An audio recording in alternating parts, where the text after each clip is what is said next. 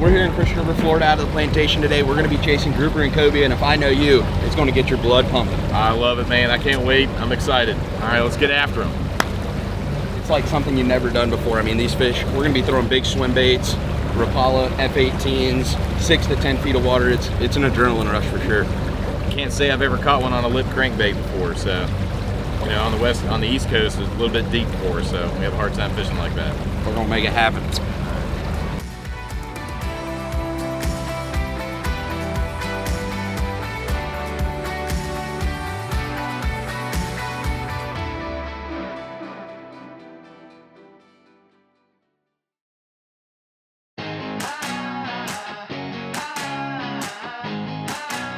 We're fishing with my good buddy, Steve Grant of Diamond Fishing Products. This guy's energetic, he loves to fish, and it's gonna be a great show. So we're gonna start off throwing some lures here, see if we can bear through the grass, and we'll probably do a rotation between the F-Mag 18 by Rapala and a big Z-Man swim bait, seeing if we can get these fish fired up on this rock. We're in about 8-10 feet of water, and see if we can find a couple groupers.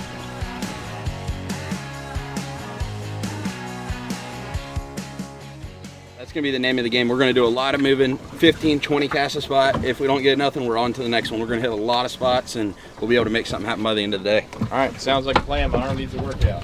So fishing out of Plantation and Crystal River, you're basically as deep in the river as you can get here. So you get the whole view. We're going by the springs, headed all the way out the river.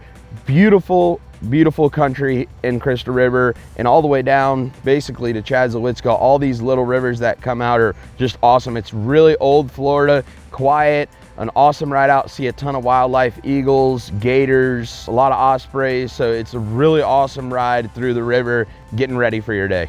Right there, you see that bull? Look at the bull right here. Cast right there.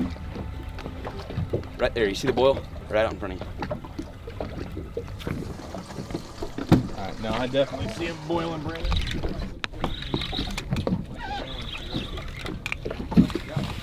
Little guy. First one that come up after it was way bigger than him.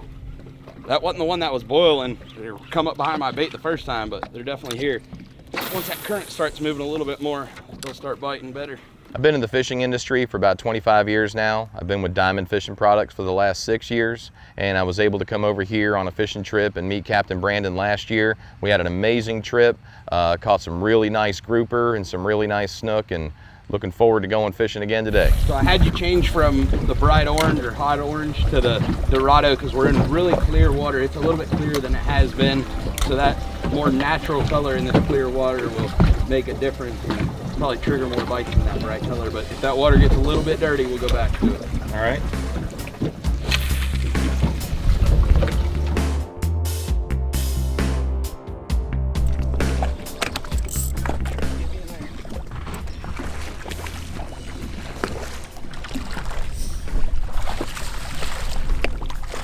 Get up higher so I can see where to cast.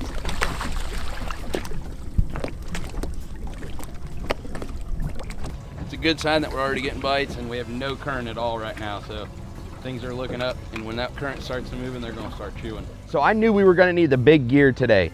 I pulled my Saltigas out, lined them up with Diamond 80-pound braid and 80-pound leaders.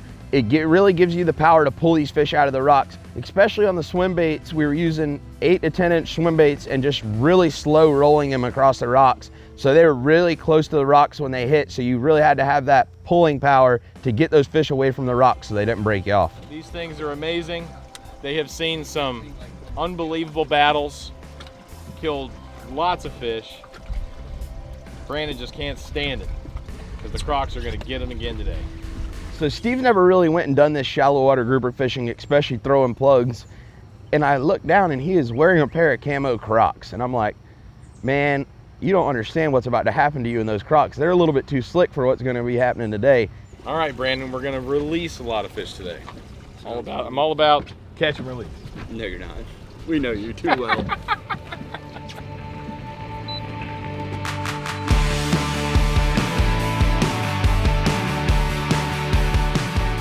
Don't bite in the clear water, Steve. Well, that's good to see. Look at one big one following him. Whoo! About to rip your arm off right there. Good night. Whew.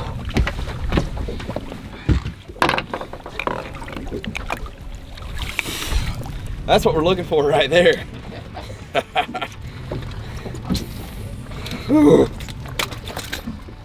That is an insane bite. My God. Healthy one too, nice 25, 26 inch fish.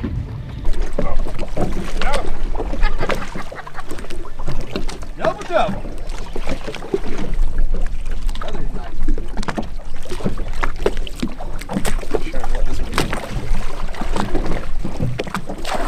Right there. Yeah, that is an awesome bite right there, man.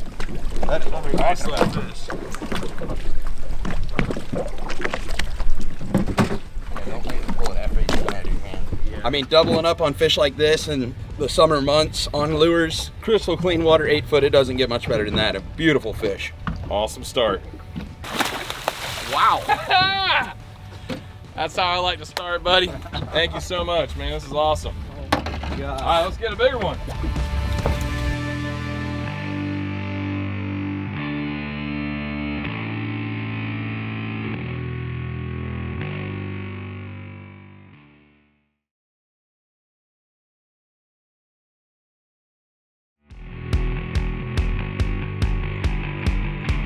I think ate it on the surface almost.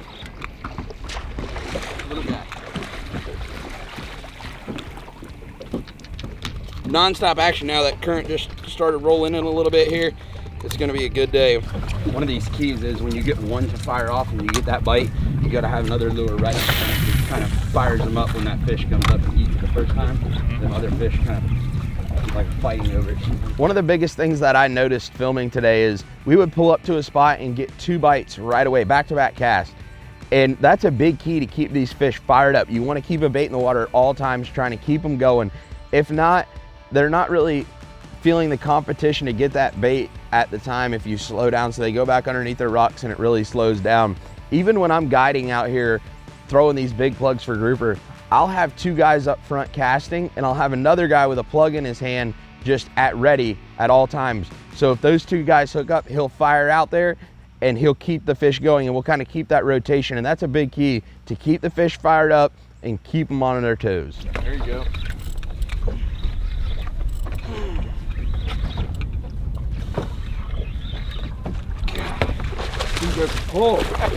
Woo. Nice fish.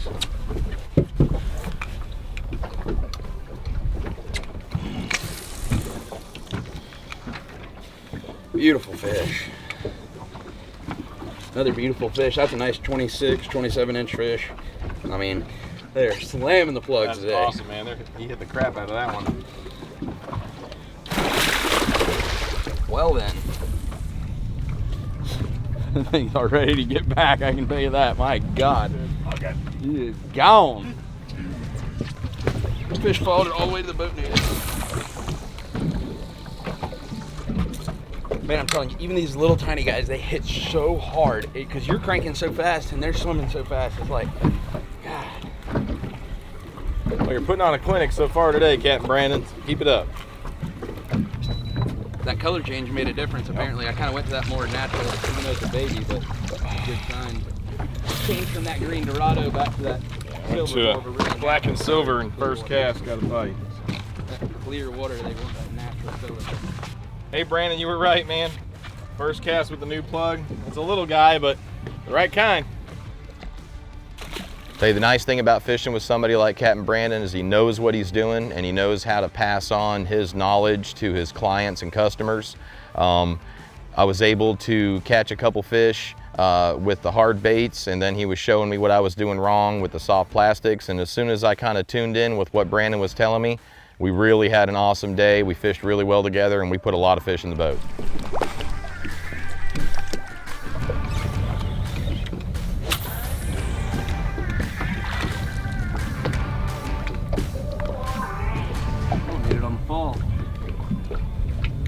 Brandon's going to show you how to catch them today.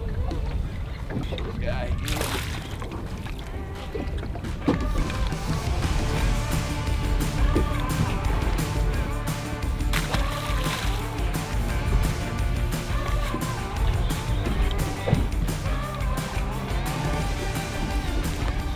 Beautiful fish.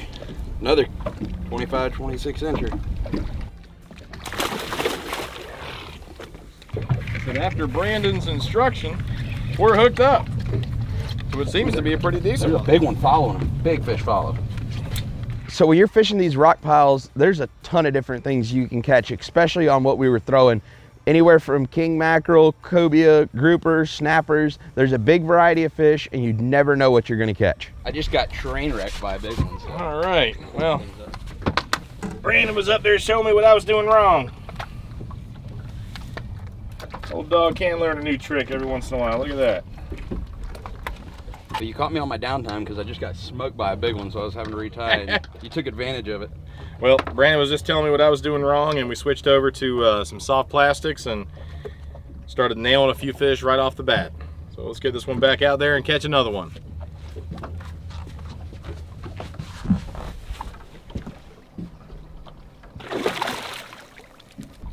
So what is it we got here today, Brandon? So We got a couple of different things here. Now that the tide's changed in, we got the grass is starting to get a little bit worse, so we had to go to these swim baits because as soon as that grass gets on that lure, it'll foul up, and these swim baits, you can kind of work it through the grass a little bit better. So we had to switch up to that, and it's just a Z-Man mag swim, and that's a 1 ounce head.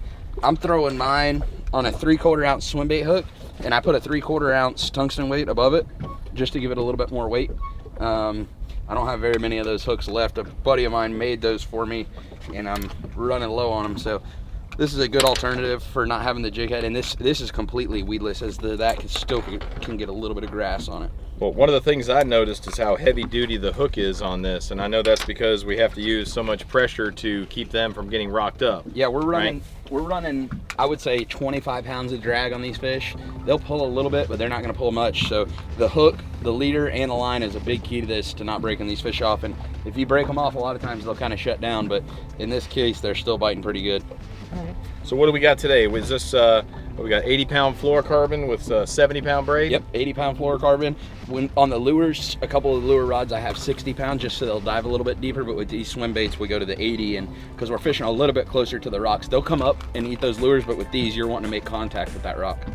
Something else I noticed, if you don't mind me bringing this up to everybody, is I noticed you tie almost everything with like a crankbait style knot. Yep, just a loop knot. It gives the bait a little bit more action, especially these and the lures. It gives them a little bit more freeway to wobble. That swim bait will give it the action, so it frees it up a little bit more and lets it swim. All right, very cool. All right, we'll see if we can't get another one.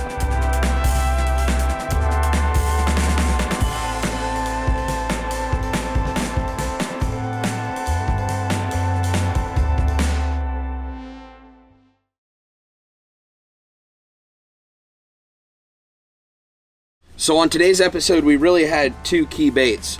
The 10-inch swim bait. This is a 3/4 ounce hook with a 3/4 ounce tungsten weight in the loop knot. So that'll get you down into the 8 to 12 foot range on a slow roll. I was throwing this on 80-pound diamond presentation fluorocarbon, about a 4-foot piece. It's a key to have good leader, because if those fish get you in the rocks, you can really pull them out. You have to have the strength to get those fish out of the rocks. I was throwing it on a Lexus 6-3-1 with 70-pound blue 8 carrier diamond braid. I go with the 70 on these reels just so I can get the casting distance on the casting reel. This is a 7-foot Harrier X jigging rod. It's a heavy action, so you really have the backbone to pull those fish out of the rocks. Don't bite, this is a big one. God.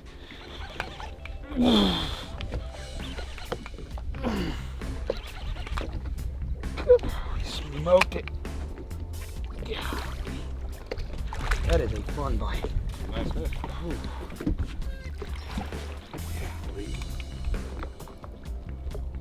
Spit her out.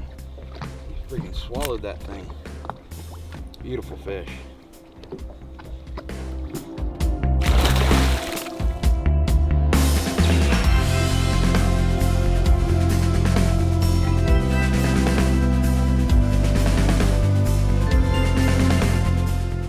We're up here grouper fishing. Every once in a while, these incidental fishes are always fun to catch. Don't think he's gonna make it. We should net him. It's like a 32 incher.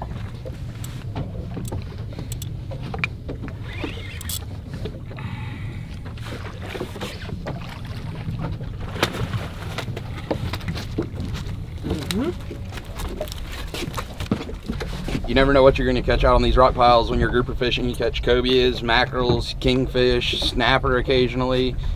These bigger baits though, the snappers won't get a hold of, but you just never know out here. Beautiful fish though. Very cool. All right, not a keeper size fish, but a little nice surprise here while we're jigging off the bottom trying to get a grouper. Nice little catch here. All right, let's let him go.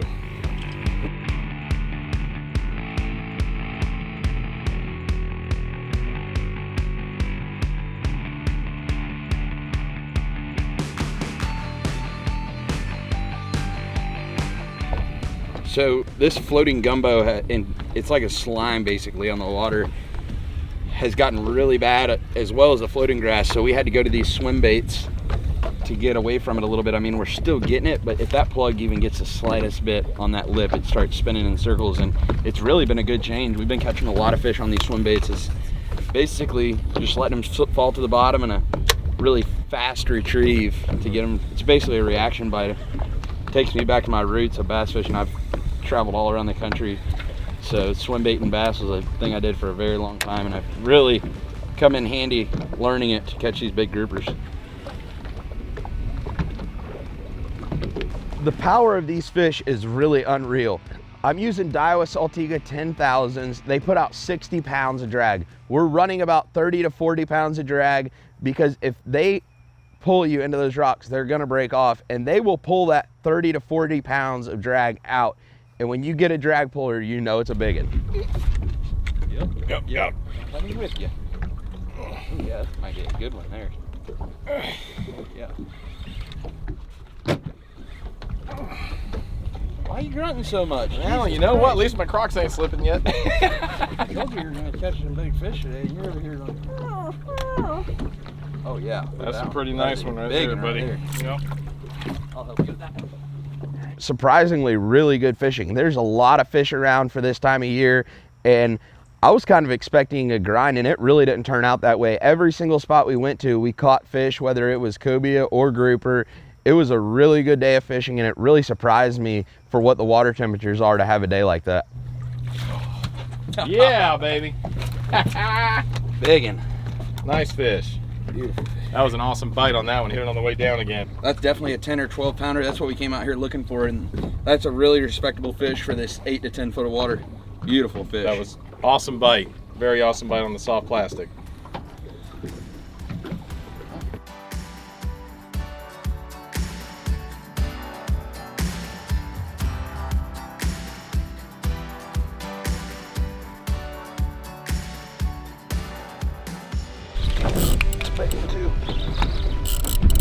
Cast right there. Reel up. Just reel up, Steve.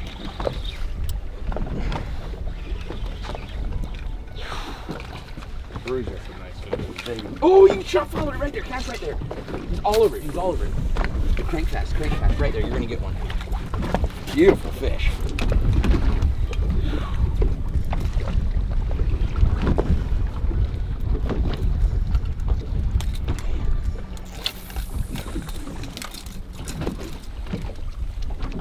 That's a bruiser there.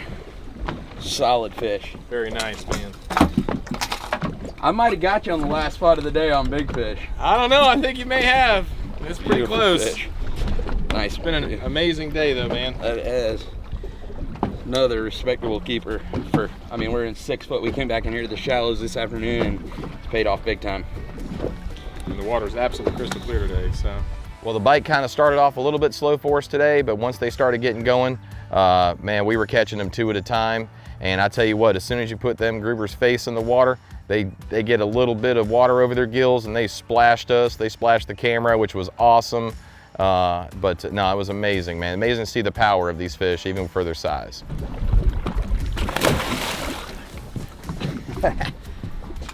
That's what I'm talking about, man. Amazing day. We'll head back to the Tiki Bar at Plantation, have us a little dinner and a cold beer. Sounds like a plan. All right, amazing day. Thank you so much, Captain. I always look forward to having the guys from Diamond on the boat. They're always fun. They're a great time. They love to fish just as much as I do, so they're go-getters. We'll fish daylight to dark and get it done.